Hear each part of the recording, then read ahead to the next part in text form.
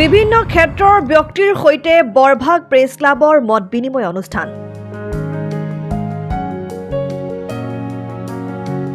বৰভাগ press ক্লাবৰ নৱনিৰ্বাচিত সমিতিয়ে বুধবাৰে বৰভাগৰ সোণকুৰিহাট অৱস্থিত ঐতিহ্যমণ্ডিত ভাংৰা গোসাঁই থান চৌহদত বৰভাগ অঞ্চলৰ বিশিষ্ট ব্যক্তি শিক্ষাবিদসকলক সামৰি এক মত বিনিময় অনুষ্ঠান আয়োজন কৰে।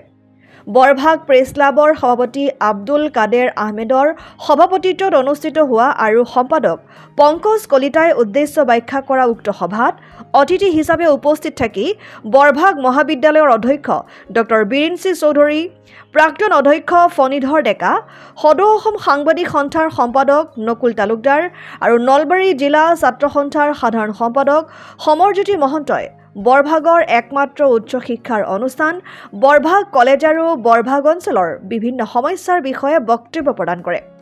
সভাত আমন্ত্ৰিত অতিথি হিচাপে উপস্থিত থকা বিশিষ্ট সমাজকৰ্মী উজ্জ্বল কুমাৰ ডেকাই তেওঁৰ প্ৰচেষ্টাত স্থাপন কৰা ফাউণ্ডেশ্যনৰ জৰিয়তে এতিয়ালৈ ৫,০০০ৰো অধিক ৰোগী, দুখীয়া পৰিয়ালৰ শিক্ষাৰ্থী আৰু আৰ্তজনক সহায় কৰি থকা বুলি ভাষণত উল্লেখ কৰে।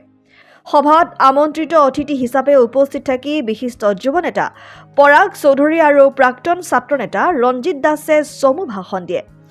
অনুষ্ঠানত সুনীল দাস, অখিল শৰ্মাৰ গীত, ডক্টৰ চন্দন কলিতা, দীনেশ তালুকদাৰ, দীপুল বৈশ্য আৰু পংকজ কলিতাৰ কবিতা আবৃত্তিয়ে সকলোকে আপ্লুত কৰে।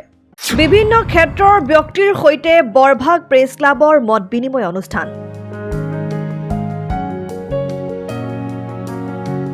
বৰভাগ প্ৰেছ ক্লাবৰ নৱনিৰ্বাচিত সমিতিয়ে বুধবাৰে বৰভাগৰ সোণকুৰিহাট অৱস্থিত ঐতিহ্যমণ্ডিত ভাংৰা গোসাঁই থান চৌহদত বৰভাগ অঞ্চলৰ বিশিষ্ট ব্যক্তি শিক্ষাবিদসকলক সামৰি এক মত বিনিময় অনুষ্ঠান আয়োজন কৰে।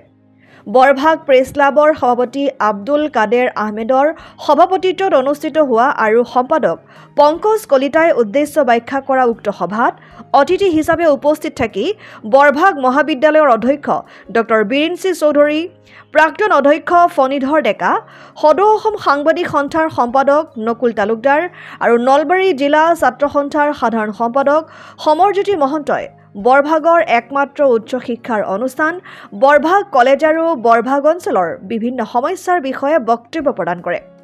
সভাত আমন্ত্ৰিত অতিথি হিচাপে উপস্থিত থকা বিশিষ্ট সমাজকৰ্মী উজ্জ্বল কুমাৰ ডেকাই তেওঁৰ প্ৰচেষ্টাত স্থাপন কৰা ফাউণ্ডেশ্যনৰ জৰিয়তে এতিয়ালৈ ৫,০০০ৰো অধিক ৰোগী, দুখীয়া পৰিয়ালৰ শিক্ষাৰ্থী আৰু আৰ্তজনক সহায় কৰি থকা বুলি ভাষণত উল্লেখ কৰে।